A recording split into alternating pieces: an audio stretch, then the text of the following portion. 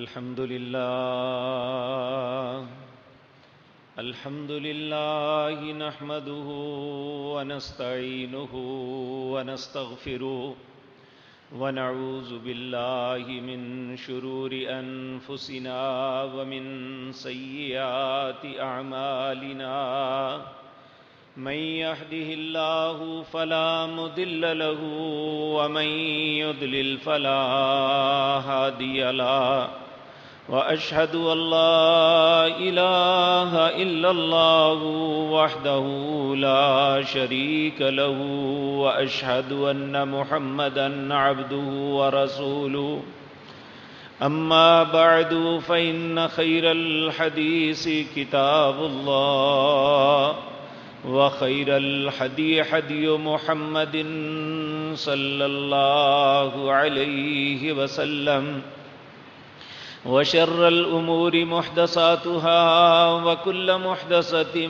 بدعة وكل بدعة ضلالة وكل ضلالة في النار رب اشرح لي صدري ويسر لي أمري واحلل عقدة من لساني يفقهوا قولي اللهم انفعنا بما علمتنا وعلمنا ما ينفعنا وزدنا علما رب أوزعني أن أشكر نعمتك التي أنعمت علي وعلى والدي وأن أعمل صالحا ترضاه وأصلح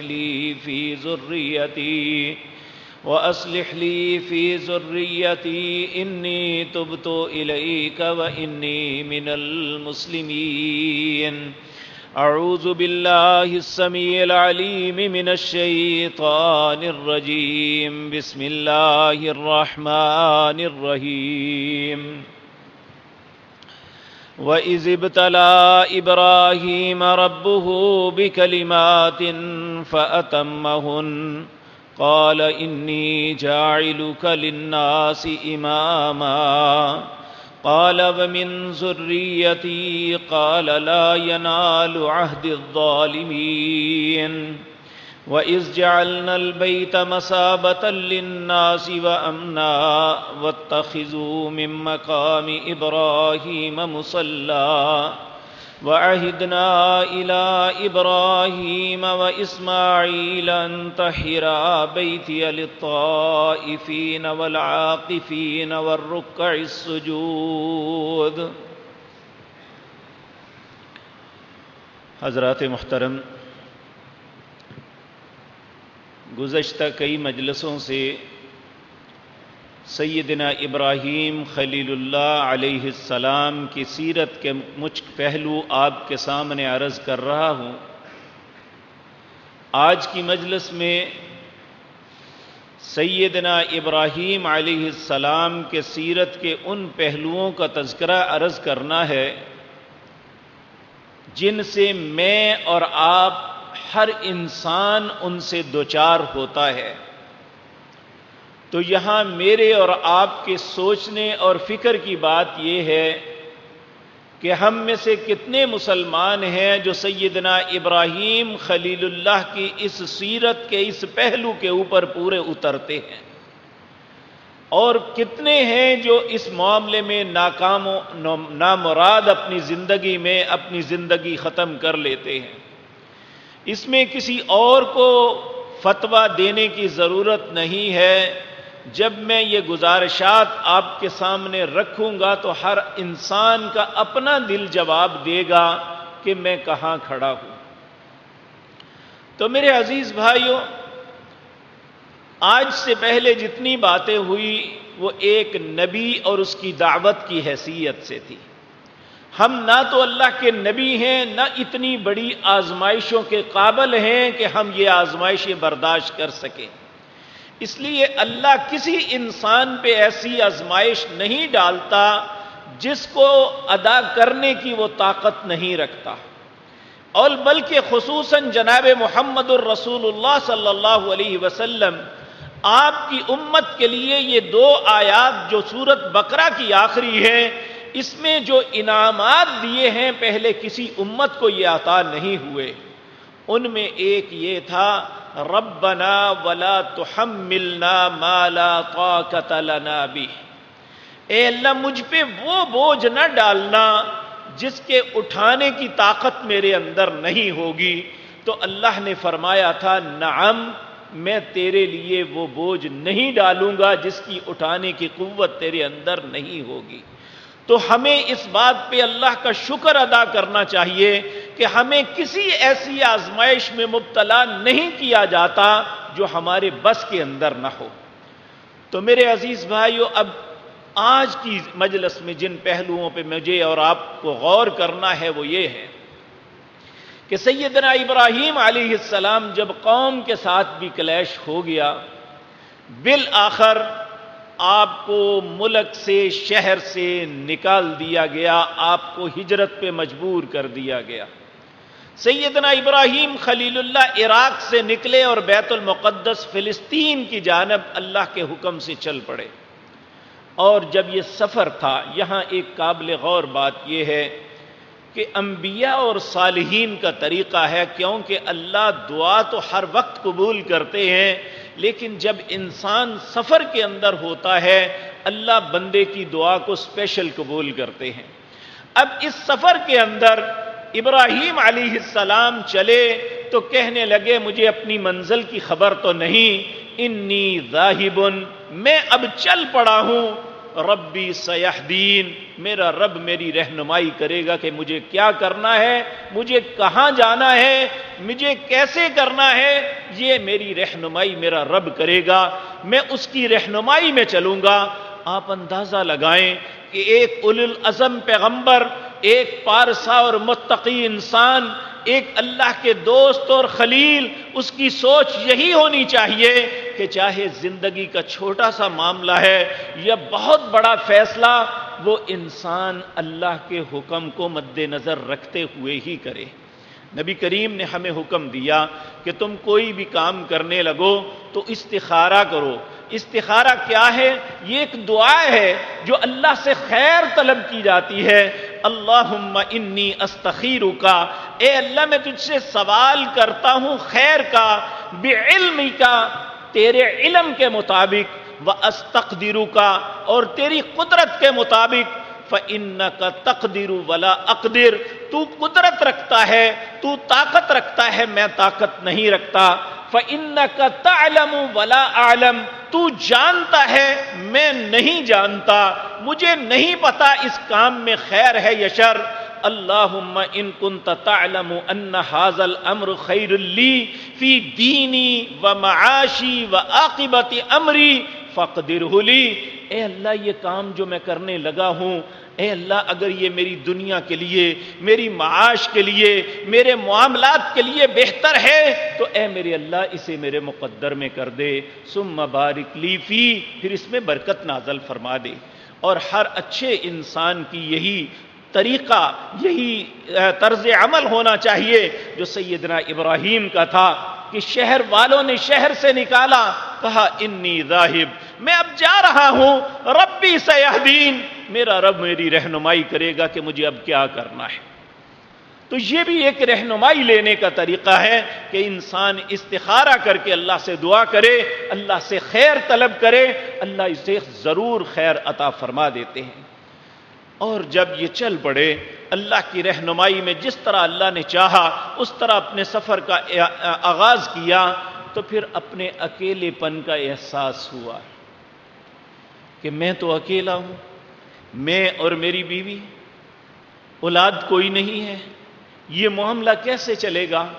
اور یہ بات یاد رکھیں، انسان کو دنیا کی ساری نعمتوں سے نواز دیا جائے، اگر اس کے پاس اولاد کی نعمت نہیں ہے تو وہ اپنی زندگی کو خالی سا محسوس کرتا ہے۔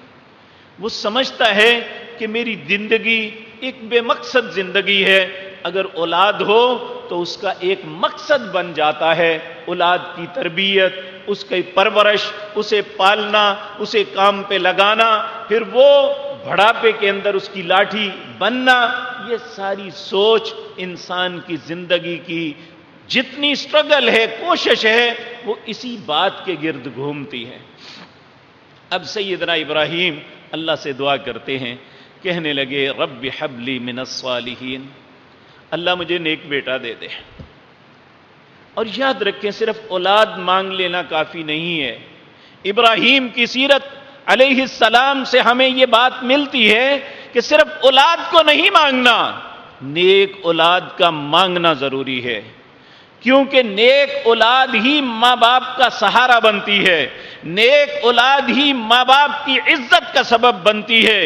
یہی اولاد خدا نخواستہ اللہ نہ کرے کہ کسی کے ساتھ ایسا معاملہ ہو، بری اولاد ہو تو وہ انسان کے لیے ساتھ کے بجائے، اچھائی کے بجائے، آنکھوں کی ٹھنڈک کے بجائے عذاب بن جاتی ہے۔ اور بے شمار ایسے لوگ دیکھے ہیں جو بلکتے ہوئے روتے کہتے ہیں۔ میں نے خود ایک بزرگ سے سنا، جب میری دکان تھی مارکیٹ میں تو ایک بزرگ نیک آدمی تھے، ان کی ایک ہی بیٹی تھی، وہ بیٹا روتے تھے اللہ کبھی مجھے بیٹا دے دیتا نا۔ تو وہاں ایک شاہ صاحب تھے، ان کے 7 بیٹے تھے، تو وہ کہتے حاجی نہ مانگا کر۔ میں کہتا ہوں میرے 7 ہیں، 7 مر جائیں تو میں سکون کی زندگی تو بسر کر لوں۔ تو اچھی اولاد کا ہونا بڑا ضروری ہے، وگرنہ یہ ماں باپ کے لیے انتہائی خوفناک خواب بن جاتے ہیں کہ ان کے لیے زندگی کا ایک لمحہ بھی آسان نہیں رہتا۔ اگر ایک ماں باپ اپنے نشہ کرنے والے بچے کو دیکھے کہ وہ کسی نالی کے کنارے پہ پڑا ہوا ہے اور اسے اس بات کا احساس نہیں، تو وہ اس باعزت انسان کے سر پہ کیا گزرے گی کہ میرے ساتھ اس نے کیا کیا، میں اس لیے اسے لیا تھا۔ تو اس لیے میرے عزیز بھائیوں، سیدنا ابراہیم خلیل اللہ علیہ السلام کی سیرت میں سب سے پہلی بات جو زندگی میں ہمیں ملتی ہے وہ یہ کہ اولاد کی طلب میں جب اللہ سے دعا کریں تو یہ کریں رب ہب لی من الصالحین، اے اللہ نیک بیٹا عطا کر، اے اللہ نیک اولاد عطا فرما دے۔ اور اولاد جب مل جائے تو پھر ہماری خوشی کا ٹھکانہ نہیں ہوتا، اور ہونی چاہیے خوشی، لیکن ہم اپنی خواہش کے پجاری نہیں ہیں۔ ہم نے اپنا نام مسلمان رکھا ہوا ہے۔ مسلمان کا مطلب ہے فرما بردار، اور فرما بردار آدمی اپنی خوشی کیسے مناتا ہے؟ سیدنا ابراہیم علیہ السلام کو جب پہلا بیٹا سیدنا اسماعیل ملے تو اس وقت آپ کی عمر 86 برس تھی، اور اس بڑھاپے کے اندر جب دیکھیں جوانی کے اندر تو اللہ اولاد دے ہی دیتے ہیں، جس کو بڑی عمر میں جا کے اولاد ملے اس کی خوشی اس سے کئی گنا زیادہ ہوتی ہے، اور ہونی بھی چاہیے۔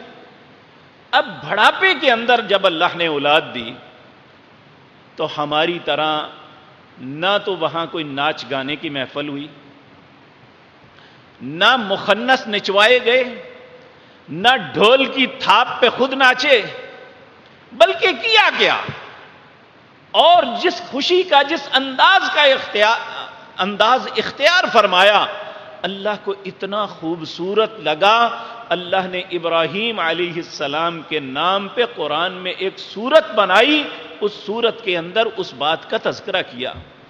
وہ تذکرہ بھی اتنا خوبصورت ہے، اللہ فرماتے ہیں الحمدللہ الذی وہب لی علی الکبر اسماعیل و اسحاق ان ربی لسمیع الدعاء۔ تمام تعریفیں اس اللہ کے لیے ہیں۔ ابراہیم کو بیٹا ملا تو کیا کہتے ہیں؟ یہ نہیں کہ میں نے بڑھاپے میں بڑی محنت کی ہے، میری محنت کا نتیجہ ہے جس طرح آج ہماری حکومت، اللہ نے لوگوں کی دعاؤں کا اثر لیا ہے، اللہ نے ہم پہ رحم کیا ہے۔